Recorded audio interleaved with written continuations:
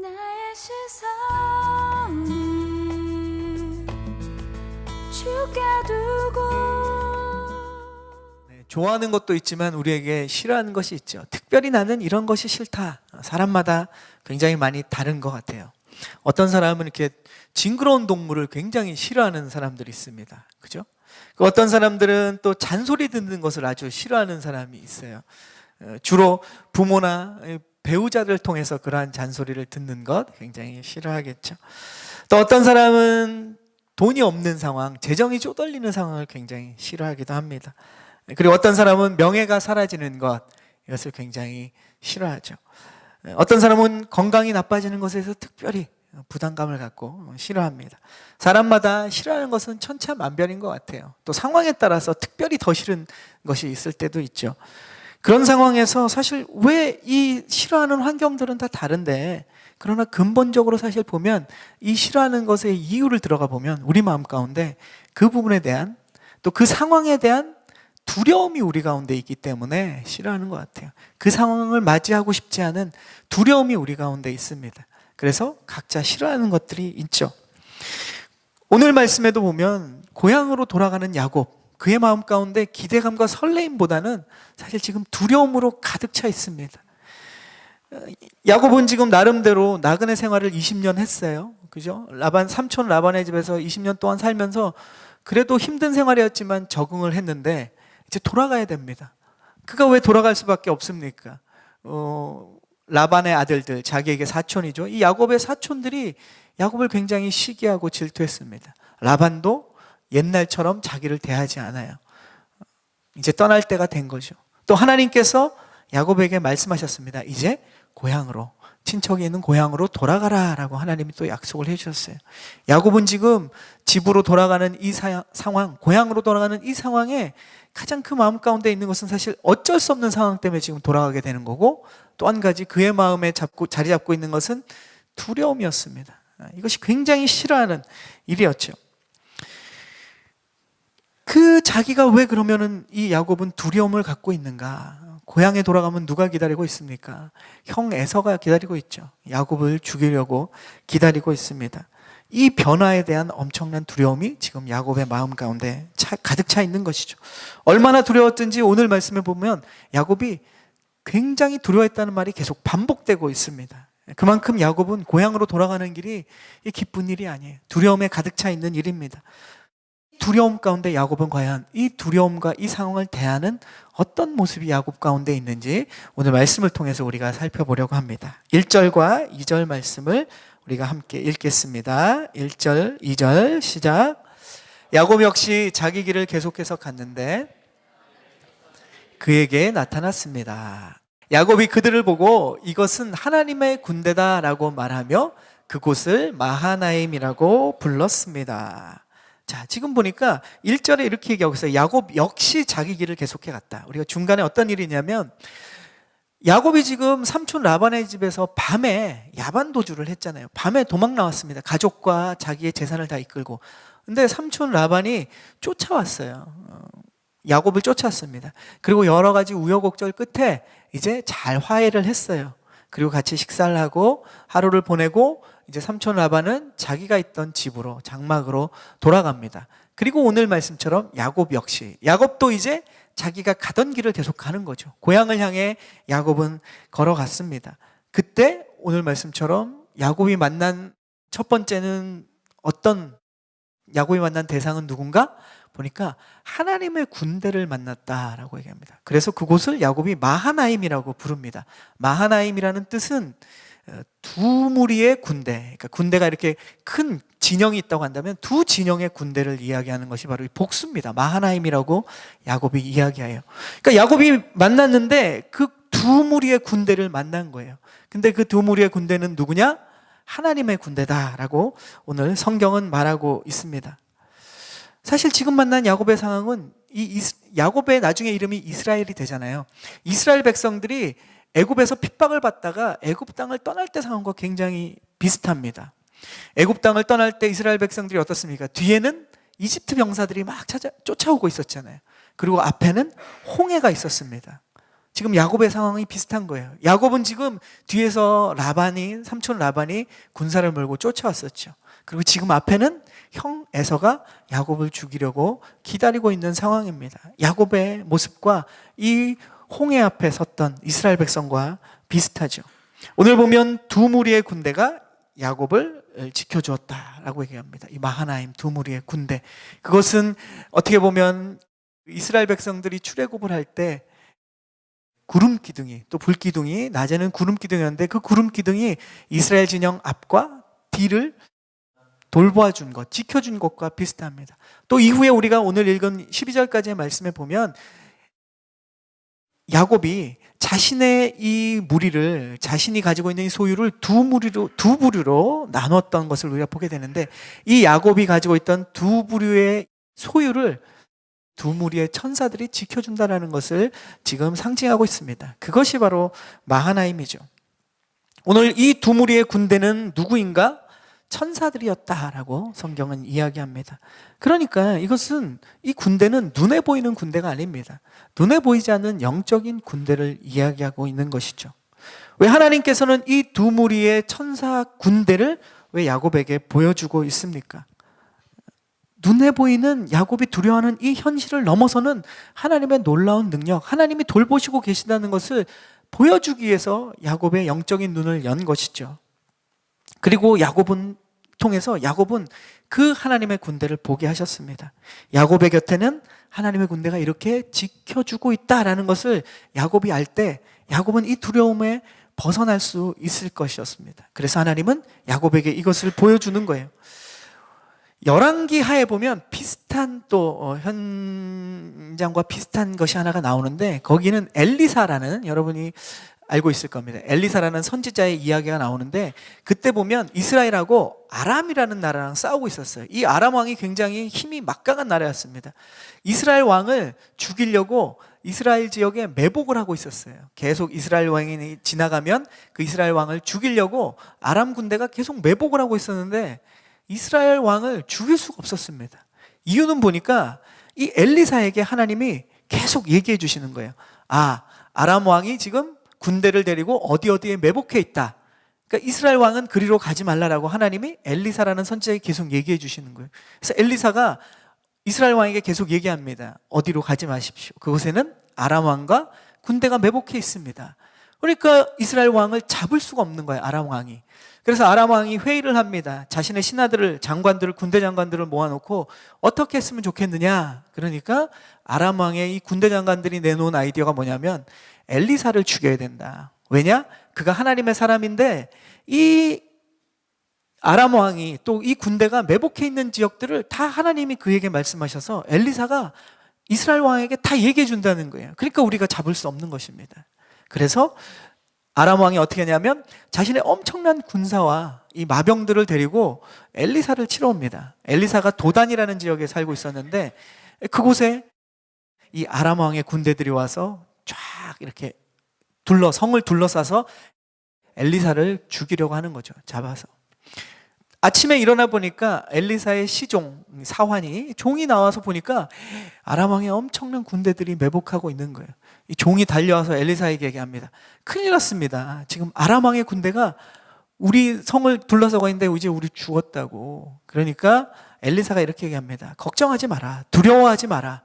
지금 아람 왕의 군대보다 우리의 군대가 더 많다라고 얘기합니다.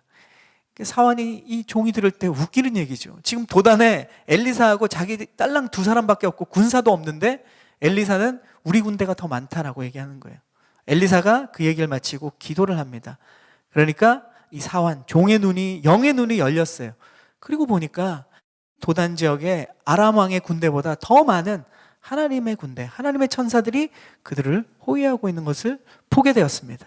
종이 드디어 영의 눈이 열리니까 하나님의 보호하심을 보게 된 거죠. 두려움에서 벗어날 뿐만 아니라 그 전쟁에서 엘리사는 아무 싸움도 하지 않고 하나님의 군대가 아람 왕의 군대를 물리치는 사건이 있습니다. 오늘도 사실은 그곳에 어떻게 보면 전신이죠. 훨씬 더 일찍 일어난 그 사건입니다. 지금 야곱은 하나님이 야곱에게 무엇을 보여주고 있습니까? 하나님의 군대를 보여주고 있습니다. 눈에 보이는 상황은 두려움의 상황이지만 이것을 붙들고 계신 하나님의 보호하심, 하나님의 군대를 보여주신 거예요. 마하나임의 군대를 야곱에게 보여주고 그 두려움을 물리쳐 주시려고 합니다. 여러분, 우리가 두려움을 만날 때 우리가 보는 것은 무엇입니까? 눈에 보이는 것을 보고 우리는 두려워하지 않습니까? 우리가 보아야 할 것은 눈에 보이는 두려움이 아니라 그것을 넘어서는 것을 보아야 된다는 거죠. 우리를 위협하는 에서나 또 아까 이야기한 열왕기하 6장 말씀처럼 우리를 두렵게 하는 그런 아람 왕의 군대를 우리가 보면 그 종이 본 것처럼 두려워할 수밖에 없다라고 얘기하는 것이죠. 그러나 우리가 보아야 되는 것은 무엇입니까? 야곱이 지금 보았던 마하나임의 군대, 또 엘리사가 보았던, 그리고 그 사환이 영의 눈이 띄었을 때 보았던 하나님의 군대를, 하나님의 도우심을 우리가 보아야 됩니다. 그럼 우리 안에 두려움은 떠나갈 줄로 믿습니다. 그것을 보지 못하면, 현실만 보고 있으면 우리의 삶의 두려움은 결코 사라지지 않는 것입니다. 두려움 가운데 있는 에베소 성도들을 향해서 또 하나님께서 하신 말씀이 있어요. 바울을 통해서 하나님이 그 두려움 가운데 있는 에베소 교인들을 향해서 선포하는데 그 말씀으로 여러분을 축복하기 원합니다. 거기 이렇게 말씀하고 있죠. 우리의 싸움은 혈과 육의 싸움이 아니다. 우리의 싸움은 눈에 보이는 싸움이 아니라는 것이죠. 하나님의 전신갑주를 입으라고 성경은 말씀하고 있습니다. 이로써 능히 대적하고 굳건히 설 수 있다. 아멘. 우리가 어떻게 굳건히 서고 우리가 어떻게 두려움을 물리칠 수 있는가? 우리의 싸움이 눈에 보이는 싸움이 아니라는 거죠. 환경의 문제가 아니라는 것을 거듭 말하고 있습니다. 사단의 계략이 우리를 두렵게 하는 것이라면 하나님의 계획은 우리로 그 두려움에서 벗어나서 승리케 하는 것이 하나님의 계획인 줄로 믿습니다. 아멘. 두려움 가운데 있는 지금 야곱에게 하나님께서는 크신 격려를 주었어요. 마하나임의 이 두 무리의 군대를 보여주면서 괜찮다. 내가 너와 함께하고 이 군사들이 너를 도울 것이다. 야곱에게 이야기해 줬어요. 그러면 야곱은 이제 어떻게 반응합니까? 우리 7절과 8절을 함께 읽겠습니다. 7절, 8절 시작. 야곱은 너무 두렵고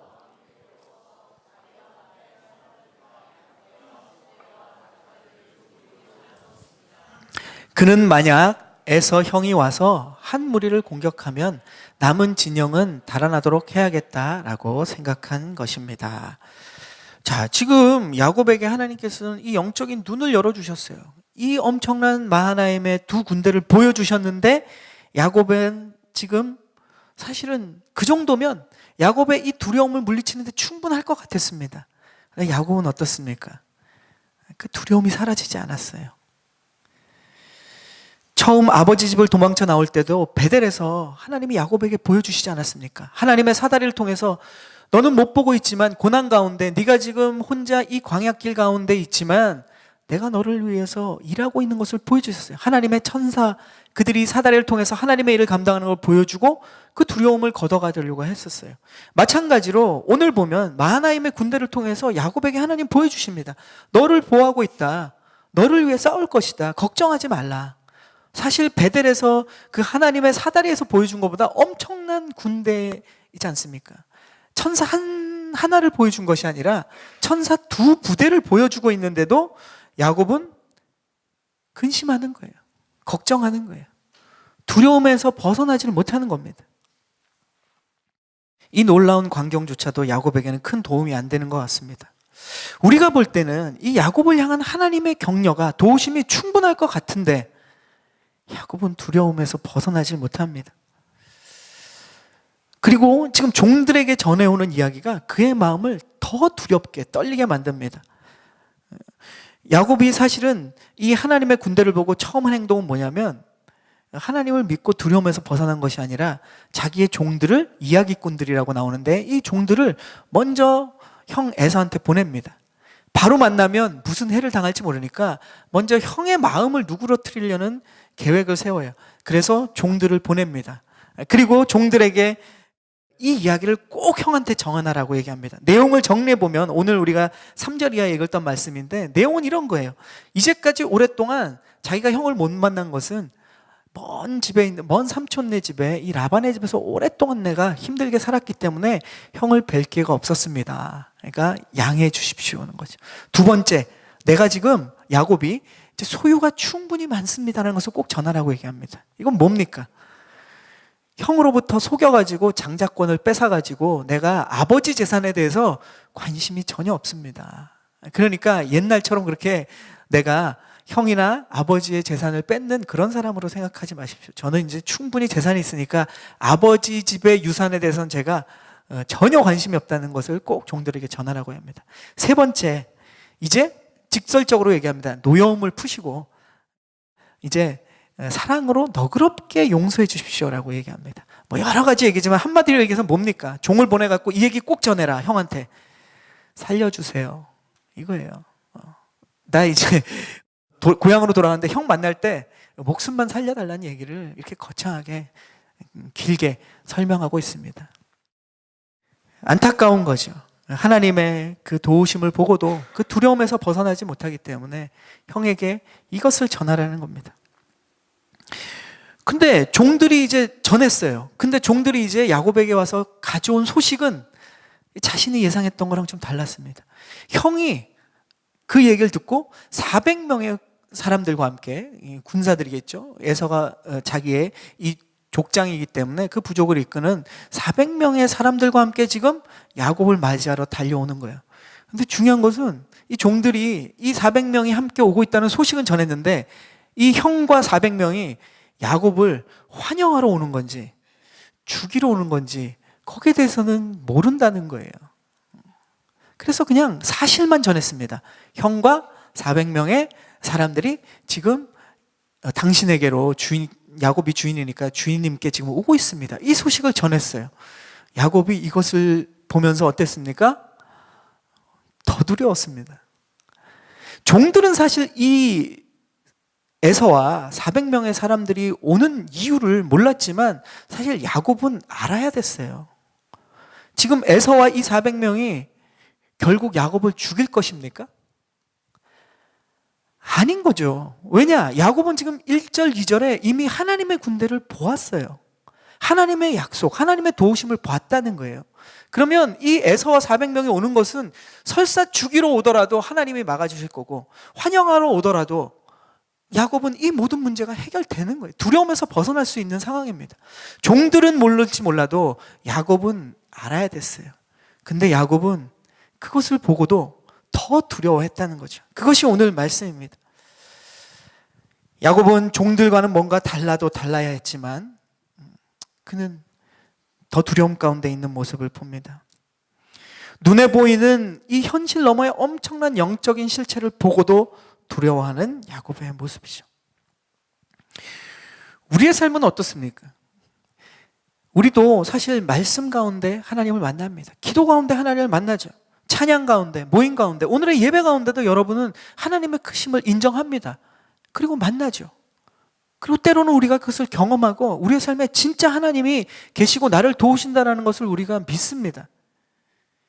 그런데 환경을 통해서 우리를 위로해 주시고 또 격려해 주시고 영적인 눈을 열어주셔서 우리를 돕고 있다는 것을 보여줘도 우리의 두려움은 좀처럼 가라앉지 않는다는 거예요. 잠깐 위로를 받았다가도 우리가 현실의 문제에 부딪히면 다시 금방 두려워합니다. 예배당을 나가는 순간 다시 우리의 고민과 근심과 걱정이 쌓여 있는 거예요. 어쩌면 예배를 드리고 있는 이 시간에조차도 여러분의 삶의 고민과 걱정과 두려움을 걷어낼 수 없는 것이 우리의 연약한 모습이라는 거죠. 오늘 야곱의 모습이 바로 저와 여러분의 모습인 겁니다. 하나님의 위로의 음성을 들어도 하나님의 군대를 보아도 하나님의 도우심을 우리가 경험했어도 두려움이 사라지지 않습니다. 왜 그럴까요? 하나님의 위로가 약해서 우리가 그럴까요? 아니면 하나님의 군대가 부족해서 그럴까요? 아니죠. 우리의 믿음이 부족한 겁니다. 우리가 하나님을 신뢰하는 신뢰가 없기 때문에 우린 두려워하는 거예요. 못 믿으니까 두려운 겁니다. 그래서 우리가 하는 것은 무엇입니까? 인간적인 방법을 쓰죠. 인간적인 계획들을 우리가 합니다. 그러면 두려움을 없앨 것 같기 때문에 우리는 인간적인 방법을 사용합니다. 야곱을 보십시오.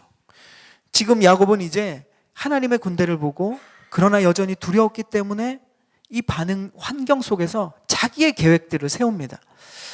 야곱은 무려 20년간 되는 도피 생활을 마치고 지금 돌아오는 길이에요. 갈 때는 호롤단신 혼자 갔지만 돌아올 때는 하나님이 축복을 주셨어요. 은혜를 주셔서 엄청나게 많은 소유와 가축들과 또 종들을 데리고 또 가족들을 데리고 지금 돌아옵니다.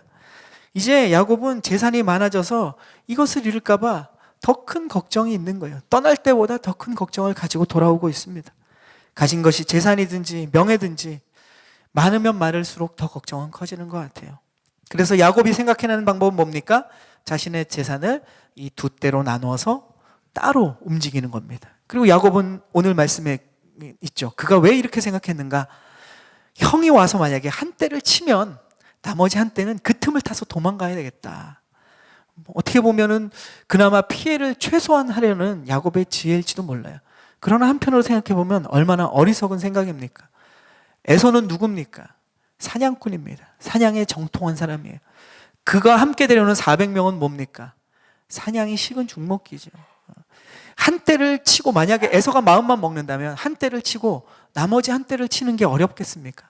200명씩 나눌 수도 있고 400명이 한 대를 금방 한 번에 치고 야생 들짐승도 아니라 그냥 양과 가축들일 뿐인데 치고 다시 나머지 한 대를 치는 건 문제도 아니었습니다. 식은 죽먹기죠. 사실 야곱이 지금 생각해놓은 이 계획 자체도 뛰어봤자 벼룩인 거예요. 정말 어리석은 계획인 겁니다. 그럼에도 불구하고 야곱은 그 계획이라도 세우는 거예요. 왜냐? 두렵기 때문에. 하나님의 도우심과 위로에 확신이 안 서기 때문에 자기가 할 수 있는 최대한의 지혜를 짜내봅니다. 근데 야곱이 아무리 머리를 굴려도 답이 나오지 않아요. 아무리 애를 써도 이 두려움에서 벗어날 방법이 없었습니다. 그래서 마지막으로 이제 야곱이 한 가지를 합니다. 우리 9절부터 12절까지의 말씀을 우리 함께 읽겠습니다. 9절 말씀 시작. 야곱은 기도했습니다. 오, 제 할아버지 아브라함의 하나님, 제 아버지 이삭의 하나님 여호와여,